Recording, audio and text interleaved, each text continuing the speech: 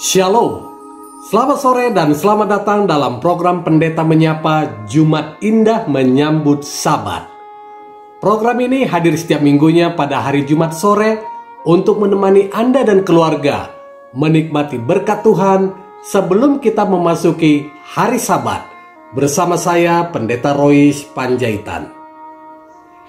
Kasih itu tidak pemarah dan tidak menyimpan kesalahan orang lain. 1 Korintus 13 ayat yang keempat sampai 5. Kita mungkin pernah bertemu dengan seseorang yang berkata, "Oke, kali ini saya maafkan kamu karena saya mengasihi kamu. Tapi lihat saja, kalau lain kali kamu buat kesalahan itu lagi, saya tidak akan memaafkan kamu." Atau kita sendiri pernah menjadi orang yang berkata seperti itu? Banyak orang yang enggan mengampuni karena berpikir hal itu hanya memberi keuntungan kepada orang yang berbuat salah. Nah, siapapun kita, pastilah orang yang pernah disakiti hatinya, tersinggung, dipersalahkan, atau difitnah. Tunggu saatnya adalah kalimat yang selalu terngiang-ngiang di benak Nelson Mandela saat mengalami kekerasan dalam penjara. Nelson Mandela dipenjara selama 27 tahun oleh lawan politiknya. Di dalam penjara ia sering disiksa oleh salah seorang sipir, bahkan pernah digantung dengan kepala terbalik dan dikencingi. Ketika Mandela keluar dari penjara dan kemudian menjadi Presiden Afrika Selatan, hal pertama yang ia lakukan adalah meminta pengawal pribadinya untuk mencari sipir tersebut. Pengawalnya langsung menangkap dan membawa sipir itu ke hadapannya. Sipir tersebut sangat ketakutan. Ia mengira Mandela akan balas dendam, menyiksa dan memenjarakannya. Tapi ternyata Mandela malah merangkulnya dan berkata, "Hal pertama yang mau saya lakukan ketika menjadi presiden adalah mengampunimu."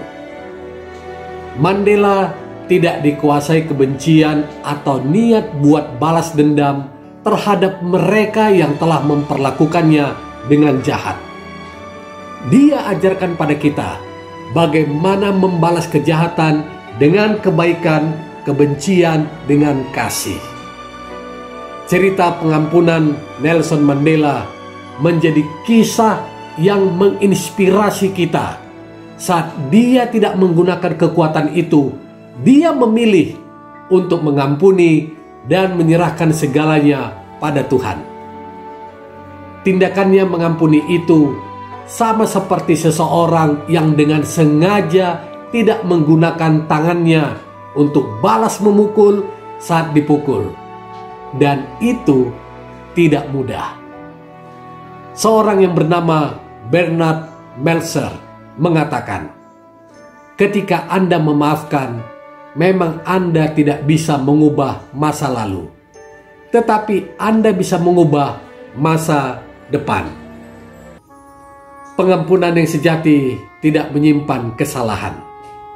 Kemudian datanglah Petrus dan berkata kepada Yesus, "Tuhan, sampai berapa kali aku harus mengampuni saudaraku jika ia berbuat dosa terhadap aku? Sampai 7 kali?" Yesus berkata kepadanya, "Bukan sampai 7 kali, melainkan sampai 70 kali 7. Matius 18 ayat yang ke-21 sampai 22. Tentang pengampunan, ketika Yesus mengatakan 70 kali 7 kali, itulah yang disebut sebagai numerical parallelism.